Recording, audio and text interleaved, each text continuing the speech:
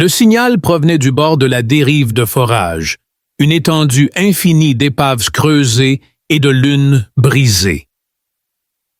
Quinn l'avait suivi pendant des jours, observant son pouls erratique sur le tableau de bord de son vaisseau. C'était un signal de détresse, faible et ancien, ni synthétique ni standard. Il portait les débris d'endroits où les machines étaient mortes. Contrairement aux autres, Quinn prospérait dans ces lieux, voyant des énigmes anciennes qui étaient belles dans leurs ruines. Il suivait le même rythme que quelque chose de vivant. Et finalement, il arriva à une tombe.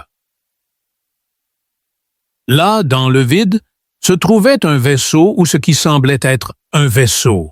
Sa coque tordue vers l'intérieur comme si elle avait été écrasée par la colère des étoiles. Le vaisseau dérivait silencieusement, partiellement submergé dans un nuage de poussière, maintenu uniquement par des souvenirs. Son cadre était bien plus vieux que tout ce que Quinn avait jamais vu. Il n'était pas seulement cassé, il avait été abandonné et oublié par le temps. Avec un grognement et un sifflement, son vaisseau se mit à quai avec un bruit d'abandon, et des lumières clignotèrent à l'intérieur. Alors qu'il descendait de l'écoutille, il pouvait entendre les lumières du vaisseau scintiller et ses bottes crisser sur l'air froid et mort. Il ne s'attendait pas. Il ne s'attendait pas à trouver quelque chose de vivant en entrant dans ce qui semblait être une chambre de cargaison effondrée. Au lieu de cela, il s'arrêta devant une forme trop grande pour la pièce, trop immobile pour être endormi. La peau de la forme était d'une pâleur spectrale, presque translucide, et scintillait d'une lumière fracturée. De longues cornes se recourbaient depuis le crâne de la créature comme de la glace sculptée, et ses ailes étaient drapées sur des caisses brisées.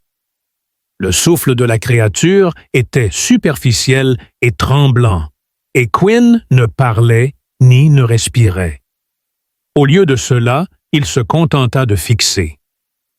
Finalement, la créature ouvrit un œil et fourcha sa langue. Finalement, la créature ouvrit un œil et fourcha sa langue.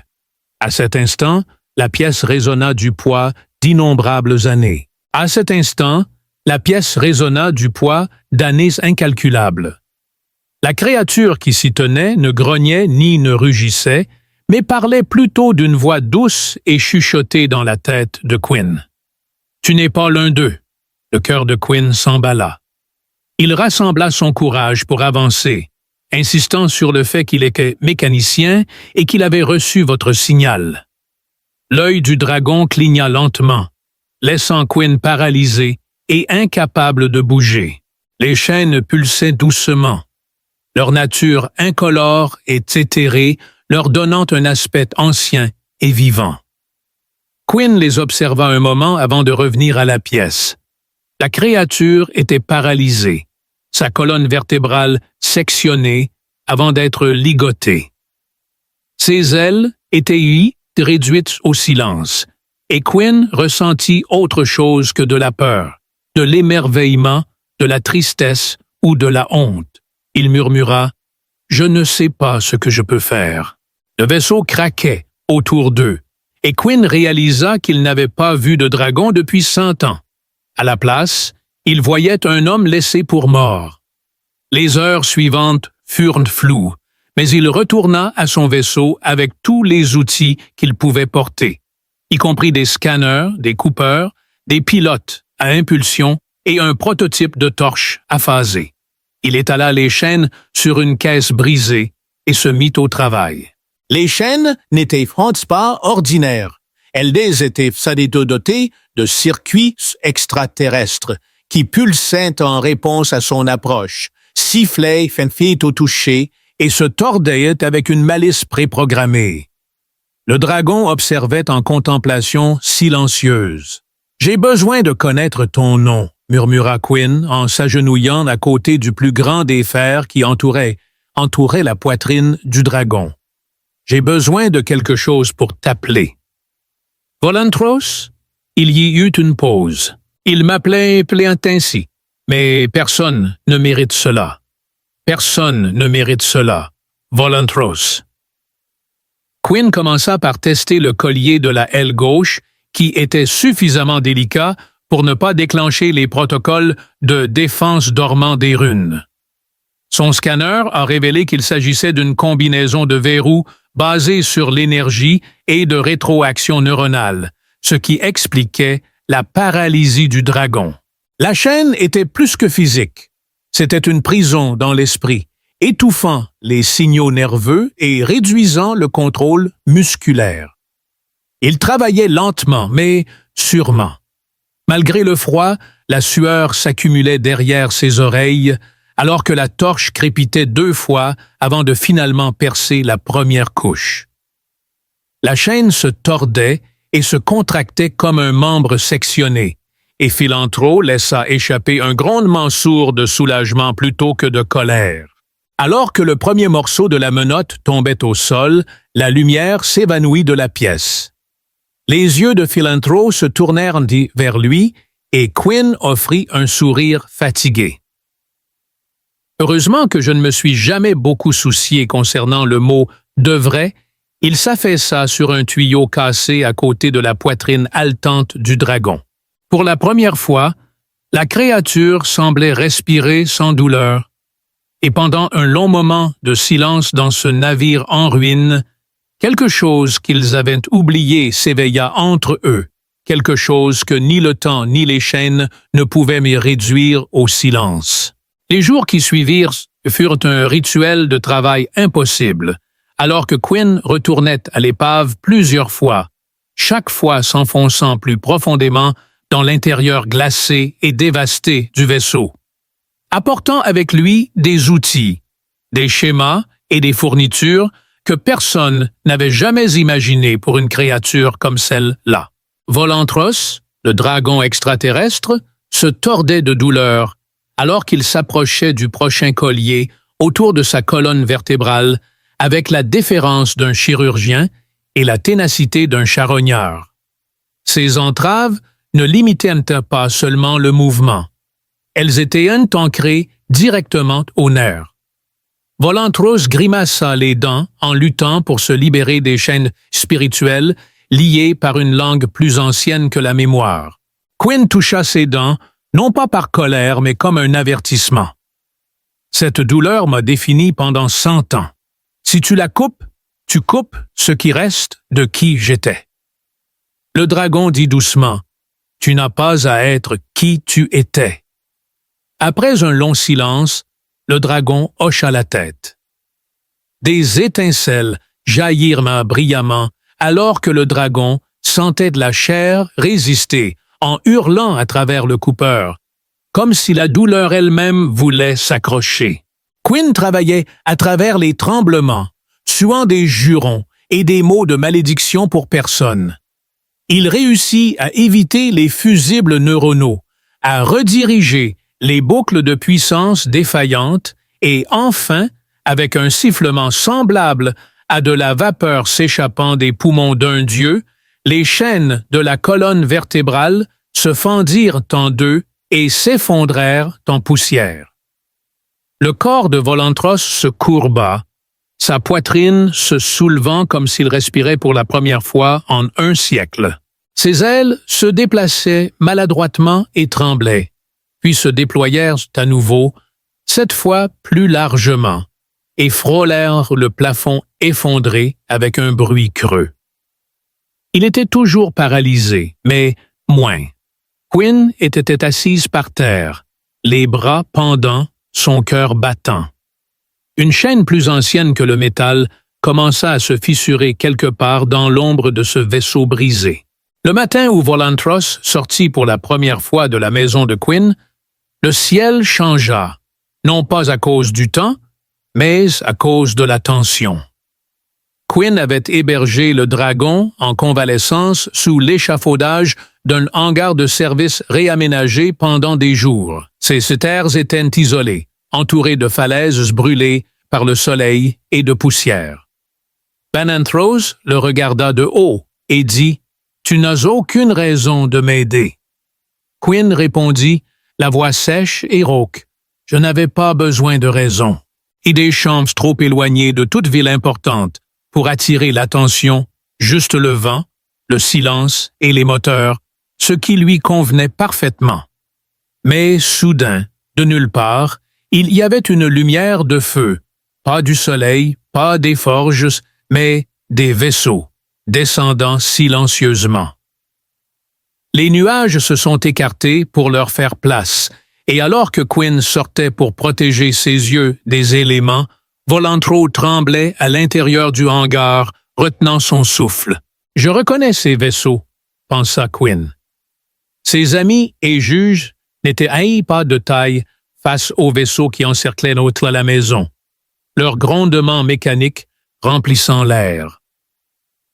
Le vent se calma, et d'un vaisseau le plus grand sortit une seule rampe, non pas une procession de soldats, mais 5 figures, chacune dominant les autres, leurs robes argentées se déplaçant en motifs comme un langage. Leur peau nacrée scintillait au clair de lune, et leurs yeux vides, mais remplis, semblaient contenir un livre d'histoire. Celui en Philantro, parlant d'une voix à la fois brute et montante, dit « Vous m'avez enchaîné dans le silence. Vous m'avez enterré dans une tombe de métal et de fantômes, et pourtant je me lève. » Les envoyés tressaillirent même sans pouvoir, tandis que Quinn croisait les bras et que la figure inclinait la tête, signifiant qu'ils étaient venus confirmer l'impossible. Derrière Quinn, Volantros émergea, encore faible, marchant lentement sur des membres à moitié morts, les ailes traînant derrière lui et les yeux pleins de tempête. « Tu étais une arme », siffla l'un des autres. « Nous t'avons forgé pour tenir la ligne. Tu t'es retourné contre ton but. »« Non, » répondit Philantros, « je me suis tourné vers la miséricorde. » Le premier envoyé leva une main pour signaler aux autres. Puis, quelque chose d'extraordinaire se produisit. Bananthros leva la tête et l'argent autour de sa colonne vertébrale pulsa. Les cicatrices que Quinn avait aidé à sectionner s'illuminèrent de couleur. Ils brillaient partout où Quinn avait coupé et réparé. Et chaque fil cassé et fragment de lien devenait du feu. Son corps, encore partiellement handicapé, commença à briller comme une constellation se levant de Volantra se tenait sous la lumière montante des lunes de Zèphre, sa respiration se condensant dans l'air froid du matin. Bien que ses membres tremblaient, ses yeux brillaient d'une clarté qui envoyait des ondulations à travers la poussière. Les envoyés reculèrent et s'inclinèrent alors que Quinn, couvert d'huile et d'incrédulité, réalisa quelque chose. Il n'avait pas seulement réparé un dragon brisé, il avait réveillé un dieu. Les envoyés restèrent silencieux alors que Quinn s'agenouillait dans un état d'incrédulité. Il resta immobile, les mains souillées de graisse et de sang séché. Il se demandait s'il venait de guérir un dragon ou de perturber un équilibre sacré que nul humain n'aurait dû toucher. Les 5 navires tremblaient légèrement, comme s'ils retenaient leur souffle. Philantro se déplaça avec une lenteur délibérée, son éclat argenté illuminant ses vieilles blessures, les transformant en lignes de lumière vivante. Les envoyés baissèrent encore plus la tête, le premier d'entre eux se levant enfin. Nous pensions que les chaînes mettraient fin à votre feu. Nous croyions avoir réussi à les couper. Au début, Volantros ne répondit pas. Il détourna ensuite son attention vers Quinn, qui avait brisé plus que ses liens. Alors qu'il écoutait, les yeux de l'envoyé scintillèrent, toujours vides, mais émus. Volantros avait l'impression qu'il n'aurait pas dû être capable de couper le lien, car il était conçu pour obéir uniquement à ceux nés des étoiles de la forge.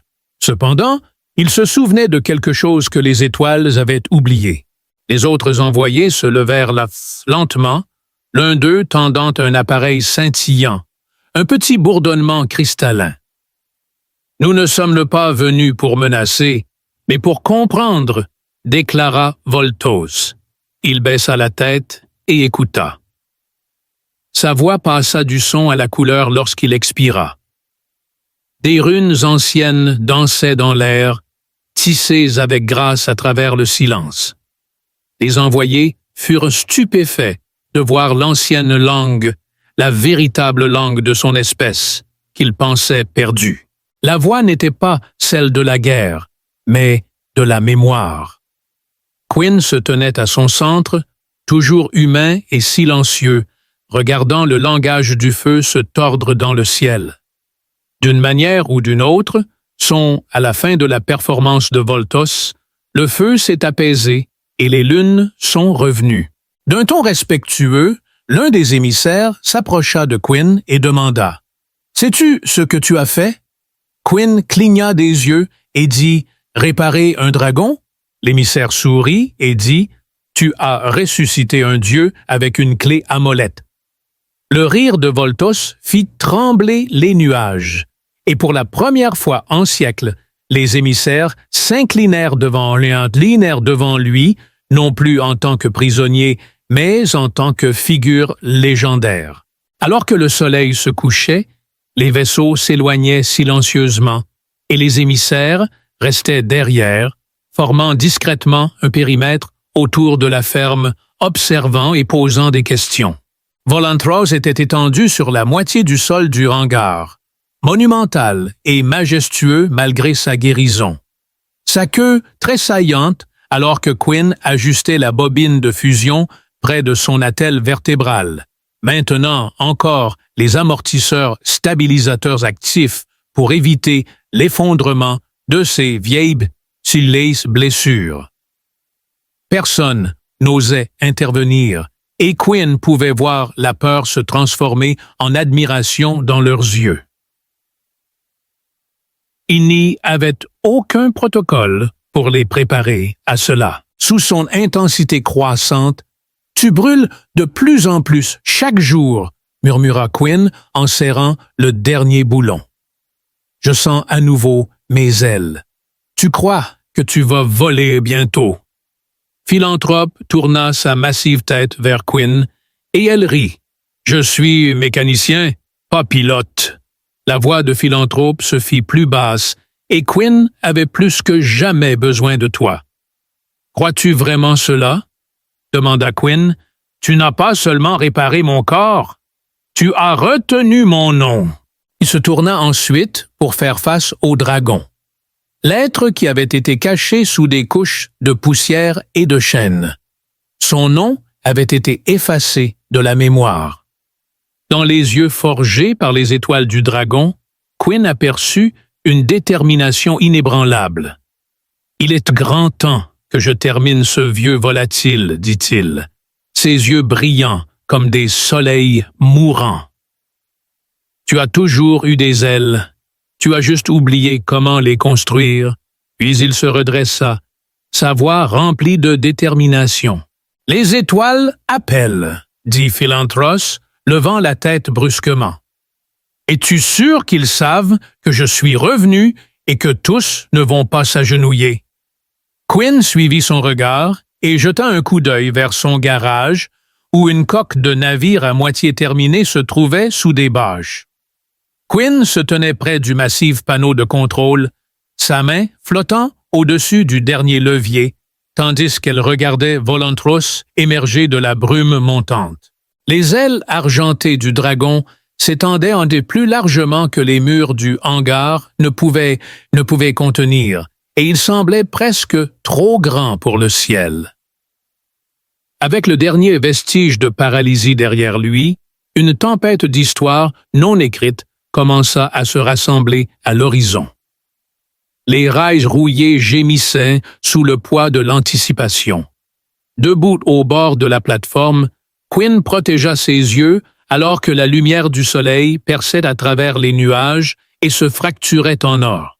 Philanthros resta silencieux et continua de trembler en avançant, un pas tremblant à la fois, jusqu'à ce que ses griffes touchent la terre ouverte.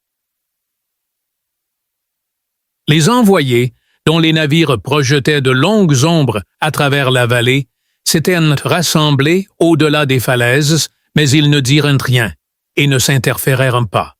Alors qu'ils sprintaient, ses membres s'enfonçaient dans la terre dans un galop tonitruant, et avec un dernier élan, il bondit du sommet. Mais il ne tomba pas. Au contraire, il s'éleva. Le vent l'avait attrapé en plein vol, et il poussa un cri qui brisa le silence en dessous. Ce n'était pas un rugissement, mais plutôt un cri de joie incontrôlable. Son corps se tordait en plein vol, les ailes pulsant, et une queue traçait une courbe comme celle d'une comète à travers le ciel. Les nuages se sont écartés, et le dieu argenté est revenu. Quinn regardait, retenant son souffle, la gorge se serrant. La colombe de Volantro volait plus vite que le son, plus haut qu'une tempête, et quand elle descendit, il n'était pas seul. Une onde se propagea dans l'air, et des lumières, faibles et vacillantes, comme des étincelles d'un univers brisé, s'épanouirent autour de lui. Dans son sillage, des murmures de frères depuis longtemps disparus, de dragons sans forme, de bêtes étoilées, et des échos des mains tremblantes de Quinn révélaient à nous que Philanthrus ne volait pas simplement. Il les appelait. Après son retour, la vallée s'était transformée. L'air scintillait, la terre vibrait, et les envoyés s'étaient agenouillés devant Quinn. Ils se souviennent de moi. Tu leur as donné quelque chose à se souvenir, dit Philanthrus, tandis que Quinn murmurait « Non, c'est toi qui l'as fait ». Un mécanicien et le dragon qui l'avait ramené du silence se tenaient au centre du monde, et le ciel s'était assombri avant la seconde arrivée. Cette obscurité n'était pas naturelle, contrairement au crépuscule à l'horizon de Zéphyr ou au doux apaisement de la lumière de la lune, ni au doux apaisement de la lumière de la lune. Alors que Quinn se tenait dans le garage, la mâchoire serrée, elle sentit quelque chose de délibéré se produire au-dessus. Une ombre, surnaturelle et froide, traversa les nuages, engloutissant les étoiles sur son passage. Le pouvoir vacilla et l'air devint immobile. Même les envoyés, qui se tenaient calmement sous les falaises, levèrent les yeux, leur calme se dérobant visiblement. Volantros s'était levé de son lieu de repos, ses allées repliées et ses yeux aiguisés.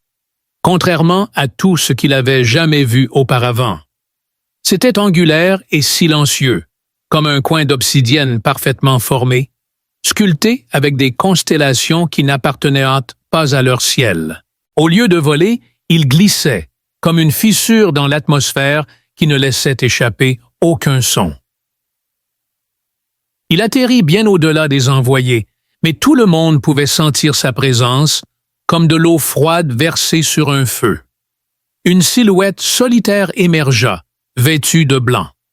Les ailes de Volantros se déployèrent, et son corps s'éleva avec un grognement qui fit vibrer la pierre sous eux. « Oses-tu venir maintenant? » Après un siècle, la voix de l'architecte n'a pas réussi à transmettre le message voulu. Au lieu de cela, ces mots s'infiltrèrent dans le vivre dans leurs esprits comme le givre. La philanthropie t'a trahi en refusant d'obéir et tu as montré de la miséricorde à la place. En conséquence, j'étais brisé. Quinn, les mains désormais serrées en poing, se tenaient entre eux et eux. Est-ce que cela que vous appelez la justice? Mettre une créature enchaînée simplement parce qu'il a refusé de tuer pour vous? La voix résonna, leur rappelant qu'il n'était pas une créature, mais plutôt une arme forgée pour consommer le mal. Quinn a finalement craqué et il a pris la bonne décision. Le masque de l'architecte se tourna vers lui et pendant une fraction de seconde, le vent se calma. « Tu penses que ta main a réécrit le destin? » dit Quinn, la tête haute. « Non, je n'ai pas réécrit le destin. » Vanantro surgit derrière lui, ses cicatrices visibles. « Si tu es venu pour me tuer, fais-le. Si tu es venu pour menacer de partir, fais-le. » L'architecte inclina la tête, et avec cela, la silhouette réentra dans le vaisseau. Il n'y aurait pas de bataille, juste un départ. Cependant, avant le navire, alors que l'ombre s'éloignait de la vallée, Quinn se tourna vers Volantros. « Tu savais qu'ils ne se battraient pas. Ils n'en avaient jamais eu besoin. Leur véritable arme était de m'oublier. » Il leva les yeux, mais maintenant, il ne pouvait même plus. Dans le ciel, les étoiles scintillaient à nouveau dans des constellations oubliées depuis longtemps. La nuit après le départ des architectes était tendue, comme si la vallée attendait de respirer. Volantros restait perché au sommet alors qu'il était assis sur les marches devant son atelier. Les doigts de Quinn étaient couverts de suie et d'huile de moteur. Il n'avait pas cessé de travailler sur l'ancien Skycrawler depuis des jours, l'accordant, l'agrandissant, reforguant le cadre avec des alliages que les envoyés lui avaient offerts, et l'éclat du métal ressemblait à la lumière de la lune. En dessous de lui, les envoyés s'étaient rassemblés autour du feu que Quinn avait allumé, non pas pour la chaleur, mais pour la présence. Ils avaient donc des théories, des écritures et des questions à réécrire, mais personne n'osait les prononcer à voix haute. Imprégné de matière céleste, non destinée au vol mais à l'évasion ou à la bataille, une légère secousse fit trembler la terre. Philantros s'approcha, son immense silhouette s'enfonçant silencieusement dans le sol, projetant de longues ombres sur la plateforme d'atterrissage jonchée d'outils. Ses yeux, comme toujours, portaient le poids de l'histoire. « Tu as reconstruit tes ailes », remarqua-t-il en regardant le rampement.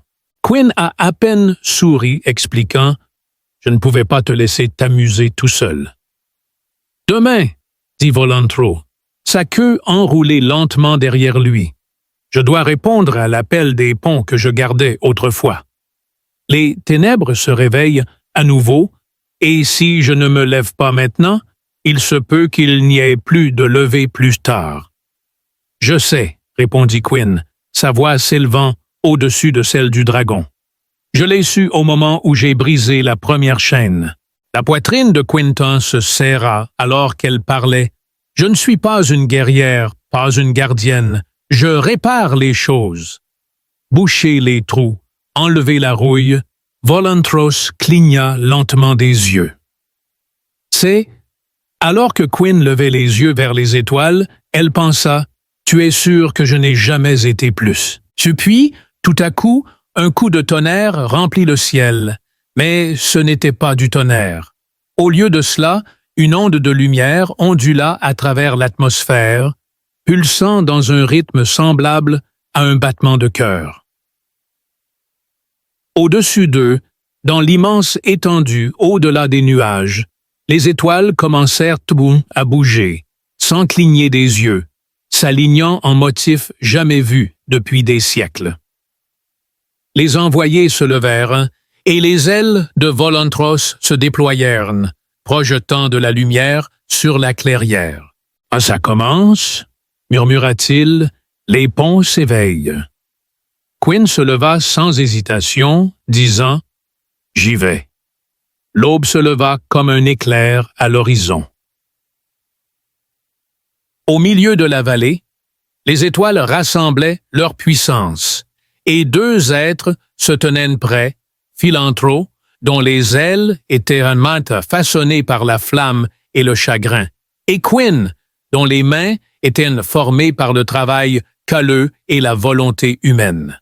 Les ailes de Philantro scintillaient de souvenirs bruts, alors qu'il les étendait vers le ciel Tandis que Quinn se tenait à côté de son crawler achevé, le son de ses propulseurs bourdonnant doucement dans le cockpit, qui était destiné à la fonction plutôt qu'au confort. Les envoyés s'inclinèrent alors que Volantros baissait la tête vers le sol et Quinn se stabilisa sur son dos. Le rampement s'éleva dans les airs et se plia en mode orbital. Il n'était pas conçu pour les voyages longue distance, mais il suivrait juste assez longtemps pour démontrer que les humains avaient aussi une place parmi les étoiles. Puis Volantros prit son envol. Mais cette fois, il ne luttait pas contre le vent. Au contraire, l'air l'accueillait. À chaque battement de ses ailes, le ciel du matin s'élargissait, et le soleil commença à brûler d'or et d'argent alors qu'il s'élevait.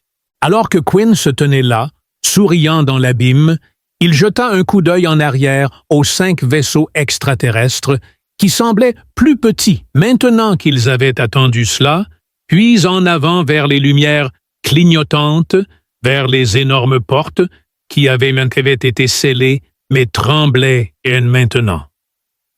Les ponts entre les étoiles étaient ouverts, et Volantros rugissait, non pas de douleur ou de puissance, mais d'accueil. Le son perça le froid et dispersa la peu de peur qui restait.